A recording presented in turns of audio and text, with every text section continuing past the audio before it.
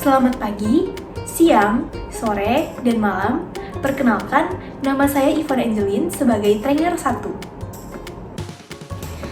Perkenalkan, nama saya Nisrina Nabila Kuratu Ainis sebagai trainer kedua. Perkenalkan, nama saya Kristela sebagai trainer 3. Perkenalkan, nama saya Tamara Tesalonika sebagai trainer keempat. Yang akan kami bahas dalam video kali ini yaitu pengertian dari dating, kemudian pengertian dari violence, kemudian pengertian dari dating violence, lalu ada dampak dari dating violence, kemudian pengertian courage, dan hubungan antara courage dengan dating violence. Menurut saudara, apa itu dating? Tahukah kamu, data catatan tahunan Komnas Perempuan tahun 2020 mencatat terdapat 1.309 kasus kekerasan pada perempuan dalam pacaran. Hal ini membuktikan bahwa masih banyak individu, terutama perempuan, yang terjebak di dalam dating violence. Oleh karena itu, kami akan membahas mengenai Stop Dating Violence with Courage. Namun, sebelum itu, kami akan membahas apa sih itu dating violence. Pacaran atau dating didefinisikan sebagai interaksi yang saling atau diadik, termasuk di dalamnya adalah mengadakan pertemuan untuk berinteraksi dan melakukan aktivitas bersama dengan keinginan secara eksplisit atau implisit untuk meneruskan hubungan setelah terdapat kesepakatan tentang status hubungan mereka saat ini. Masa pacaran penting untuk dilalui karena tujuan dari dating itu sendiri adalah saling mengenal pasangan lebih lanjut agar terhindar dari hal-hal yang tidak diinginkan setelah menikah. Sedangkan, violence merupakan sebuah ekspresi baik yang dilakukan secara fisik maupun secara verbal yang mencerminkan pada tindakan agresi dan penyerangan pada kebebasan atau martabat seseorang yang dapat dilakukan oleh perorangan atau sekelompok orang. Baik, sebelumnya telah dijelaskan oleh rekan saya apa itu dating dan juga violence. Maka selanjutnya saya akan menjelaskan mengenai apa itu dating violence. Dating violence adalah tindakan atau ancaman untuk melakukan kekerasan yang dilakukan salah seorang anggota dalam hubungan dating ke anggota lainnya. Dalam buku yang ditulis Murray pada tahun 2000, yang berjudul But I Love You menyebutkan bentuk-bentuk dating violence yaitu kekerasan verbal dan emosional, kekerasan seksual, dan juga kekerasan fisik. Menurut Murray pada tahun 2000, kekerasan verbal merupakan tingkat pertama yang terjadi pada dating violence. Sebelum terjadi kekerasan fisik dalam sebuah hubungan, dapat dipastikan sudah terjadi kekerasan verbal dan emosional yang cukup lama. Contoh dari bentuk perilaku kekerasan verbal dan emosional yang umumnya terjadi adalah menatap pasangan dengan tatapan yang mengancam, melakukan pengecekan terhadap setiap panggilan telepon dan pesan yang tertera di dalam ponsel pasangannya, berkomunikasi dengan kata-kata yang kasar, berteriak-teriak, dan bernada membentak pasangannya. Kemudian membatasi ruang gerak pasangan dalam beraktivitas, menjauhkan pasangan dari teman-teman dan keluarganya, membiarkan pasangan merasa tidak nyaman, dan cenderung menyalahkan pasangan bila terjadi permasalahan dalam hubungan mereka, juga cenderung memanipulasi agar dirinya tampak merana dan menyedihkan dan mengancam. Kemudian bentuk-bentuk dari kekerasan seksual itu seperti pelecehan, pencabulan, dan pemerkosaan. Kemudian bentuk dari kekerasan fisik seperti memukul, mendorong, membenturkan, mengendalikan, dan menahan seperti menggenggam tangan atau lengan yang terlalu kuat. Centers for Disease Control and Prevention tahun 2020 menemukan bahwa hubungan yang tidak sehat, kasar, atau penuh kekerasan dapat memiliki efek negatif jangka pendek dan jangka panjang, termasuk konsekuensi yang parah pada remaja yang sedang berkembang. Misalnya, remaja yang menjadi korban kekerasan dalam pacaran cenderung mengalami gejala depresi dan kecemasan, terlibat dalam perilaku yang tidak sehat seperti menggunakan tembakau, narkoba, dan alkohol, menunjukkan perilaku antisosial seperti berbohong, mencuri, menggertak, atau memukul, yang terakhir berpikiran mengenai bunuh diri. Studi lain tentang kekerasan dalam berpacaran menunjukkan bahwa dampak dari kekerasan emosional, fisik, dan seksual dalam berpacaran adalah menurunnya prestasi akademik, prestasi kerja, penggunaan narkoba, perilaku seksual berisiko, gangguan kesehatan mental, kehamilan, penyakit kesehatan kronis, stres pasca trauma, keinginan bunuh diri, percobaan bunuh diri, depresi, gangguan kecemasan, hingga risiko kekerasan dalam hubungan masa depan. Sebelum kita beralih ke materi selanjutnya, teman-teman dipersilahkan untuk beristirahat terlebih dahulu selama 2 menit dan silahkan untuk memanfaatkan waktu istirahatnya dengan sebaik mungkin seperti stretching, minum terlebih dahulu, ataupun pergi ke toilet.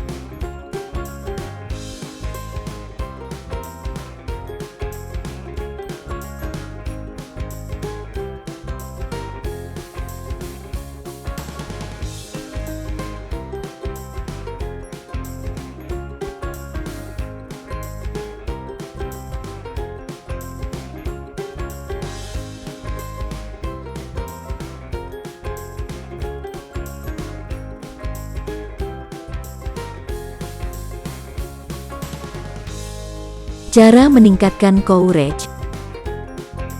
Menurut Peterson dan Seligman pada tahun 2004, courage adalah kekuatan emosional yang melibatkan keinginan yang kuat untuk mencapai atau menyelesaikan tujuan pribadi. Walaupun menghadapi pertentangan atau terdapat halangan yang bersifat internal maupun eksternal dalam pencapaiannya, dan bertindak atas dasar keyakinan yang dimiliki. Lalu menurut Francis Comte Sponville pada 2001, courage dapat mengalahkan ketakutan dan tindakan untuk seorang yang berbeda di dalam masyarakat dan kemampuan untuk mengatasi rasa takut. Model perubahan trans-theoretical atau TTM juga dikenal sebagai model proses perubahan. Hal tersebut telah berhasil diterapkan untuk melibatkan wanita yang meninggalkan hubungan yang kasar. Prinsip utama dari model ini adalah individu melewati 5 tahapan. Yaitu tahap yang pertama, prakontemplasi, lalu yang kedua, kontemplasi, yang ketiga persiapan, lalu yang keempat tindakan, dan yang terakhir adalah maintenance. Pada tahap prakontemplasi, korban mungkin tidak terlibat secara aktif dalam memikirkan masalah atau solusinya. Namun, pada tahap kontemplasi, mereka mungkin salah mengidentifikasi masalah. Dalam situasi ini, pelaku mungkin menggunakan taktik emotional abuse, seperti misalnya meminimalkan dan tidak memvalidasi pengalaman serta perasaan korban. Mungkin sulit bagi korban untuk menemukan masalah yang mendasarinya, terutama apabila kejadian tersebut telah berlangsung untuk waktu yang lama. Tahap ini ditandai dengan adanya keputusasaan karena korban percaya pada kesimpulan yang salah tentang hubungan tersebut. Begitu korban menyadari keuntungan dan kerugian dari perubahan, mereka beralih ke tahap kontemplasi yang merupakan tahap kedua untuk memulai brainstorming. Brainstorming tersebut adalah cara untuk mereka dapat berubah. Meskipun unsur keberanian belum hadir pada tahap ini, namun unsur emosional dan kognitif mulai muncul. Pada tahap ini, korban mencapai kesimpulan bahwa konsekuensi untuk bertahan lebih besar dibandingkan untuk pergi. Hal ini akan menciptakan keinginan yang meningkat untuk mengeksplorasi tindakan-tindakan yang memungkinkan. Dalam tahap ini, aspek optimisme, harapan, dan self-efficacy dari keberanian mulai muncul. Korban mengembangkan pemahaman dan menganggap diri mampu. Pada tahap aksi, korban mulai melakukan perubahan perilaku yang dapat diamati dan lebih berkomitmen pada cara-cara yang baru. Pemeliharaan adalah tahap di mana korban terus memperluas cakupan perilaku baru. Keberanian dan ketakutan beroperasi dengan proses kognitif, asumsi dasar, serta pola dan skema berpikir. Sementara takut membawa pemeliharaan status quo, keberanian membawa gerakan psikologis pada tahap awal perubahan, seperti misalnya mengevaluasi kembali situasi dan perilaku pada tahap selanjutnya, sebagai tindakan yang dapat diamati. Tindakan tersebut termasuk penerimaan dan bergerak maju meskipun segala sesuatu tidak sempurna. Pada tahap pemeliharaan, keberanian tercermin sebagai ketergantungan pada sumber daya dalam diri seseorang tanpa perlu penguatan eksternal. Kesediaan untuk menghadapi tantangan dan melihat hambatan sebagai peluang adalah langkah selanjutnya. Dalam menciptakan perubahan, memahami pro dan kontra, serta menghitung risiko sangatlah penting. Seseorang yang mendapatkan lebih banyak keberanian dapat mengenali dan secara realistis menerima perbedaan antara apa yang ada dan apa yang diinginkannya. Korban lebih cenderung mengatakan "saya akan" atau "saya memilih untuk tidak melakukannya" dibandingkan dengan berkata "saya tidak bisa", serta keberanian diri untuk tidak menjadi sempurna. Memaafkan diri sendiri karena melakukan kesalahan tanpa menyalahkan diri sendiri dan ciptakan fleksibilitas psikologis untuk bereksperimen dan kebiasaan baru adalah tahap maintenance. Penerimaan ketidaksempurnaan seperti itu adalah cara untuk menciptakan percakapan yang jujur untuk diri sendiri yang kritis karena banyak sekali pelaku kekerasan yang merusak kesejahteraan psikologis dan harga diri korban. Hubungan antara courage dengan dating violence. Sebelumnya, rekan saya telah membahas mengenai apa itu dating violence dan juga courage. Selanjutnya, saya akan membahas hubungan di antara dating violence dan courage. Pada dasarnya, peran pasangan dapat berupa figur yang memberikan kelekatan yang dicari saat seseorang merasa tertekan. Pasangan juga berperan sebagai teman dan kawan yang terlibat kerjasama yang dekat dengan adanya perasaan kasih sayang, hubungan timbal balik, saling membantu dan saling memperhatikan. Hal tersebut dapat menjelaskan dan menjadi alasan mengapa mayoritas korban memilih untuk mempertahankan hubungan mereka meski terkandung kekerasan di dalamnya. Mayoritas pelaku dating violence memotong akses korban ke lingkungan mereka dengan cara mendikte korban lewat pembatasan aktivitas sosial, serta hubungan dengan orang lain, memonopoli waktu korban, dan memanipulasi perasaan korban dengan mengatakan pelakulah satu-satunya yang korban miliki. Selain itu, cara lainnya adalah dengan jalan pelaku senantiasa memerankan sebagai sosok yang selalu dapat diandalkan di mata korban. Terdapat jurnal yang menyebutkan bahwa wanita tidak bisa meninggalkan hubungan toksik karena banyak faktor, misalnya kebergantungan ekonomi, perasaan terisolasi, kurangnya support dari lingkungan sosial, pasrah, hilangnya sense of self, dan merasa tidak aman. Dari perspektif psikologis, courage berhubungan dengan ketakutan akan hilangnya stabilitas psikologis. Secara holistik, keberanian adalah proses emosional kognitif dan perilaku yang dapat didefinisikan sebagai ketekunan dalam menghadapi ketakutan dan tindakan meskipun terdapat bahaya. Maka ketika korban mendapatkan kembali keberaniannya, mereka dapat dengan berani melihat kenyataan, orang lain, diri mereka sendiri, ide dan pengalaman baru, serta menjadi vokal tentang kebutuhan, keinginan, dan impian mereka. Gerakan psikologis dari keputusasaan menjadi keberanian sebagai bagian dari proses perubahan, memberikan perspektif yang bermanfaat saat bekerja dengan para korban.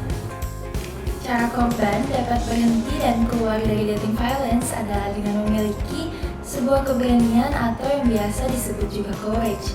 Jadi, kesimpulannya adalah jika individu telah berhasil berhenti dan keluar dari dating violence dengan memiliki keberanian dalam dirinya, maka individu tersebut akan memiliki hardy attitude, yaitu komitmen, kontrol, dan challenge.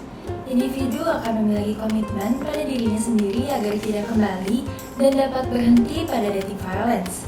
Individu juga akan dapat mengontrol dirinya dari dating violence, dan individu juga akan men-challenge dirinya sendiri untuk tetap bertahan pada komitmen dan mengontrol dirinya. Sekian untuk training hari ini. Mohon maaf bila terdapat kesalahan kata. Kami pamit undur diri dan sampai jumpa di training hari kedua.